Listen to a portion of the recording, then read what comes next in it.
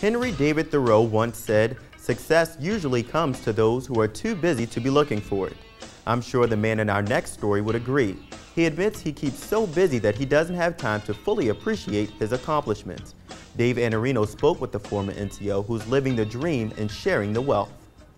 There's a lot that we do. We have food drives. You're going to have catering, security to construction. You're going to have massive promotion parties. These days, the former Ranger cook spends much of his time giving back. Those same guidelines and leadership qualities that I learned in the military, I continue to use them here within the Ranger Group.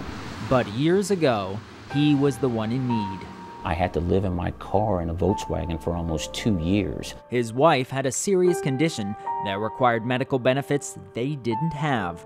Out of money and options, Jones found himself in the recruiting office. He said, well, if you come in as an airborne ranger, we'll give you a bonus, and you can come in immediately. Well, I had no idea what an airborne ranger was. Nobody told me that I would have to jump out of a perfectly good aircraft. And when Ranger wasn't jumping out of planes or cooking for hundreds, he created ice sculptures for extra cash.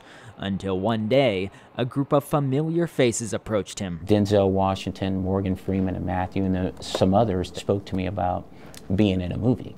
Seen here, Jones not only played a part, he trained the actors for war. And I was hard on them because I was a Ranger, and I wasn't concerned about Hollywood. I was a Ranger, and I was given a job and a mission and task condition standards, and I had to train those guys, and that's what I was going to do. I didn't want to hear any sniveling.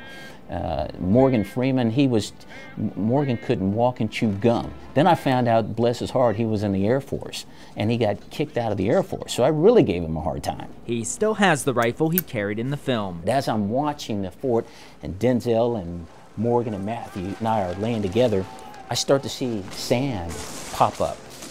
And what had happened, these guys started leaving the rods in their weapon.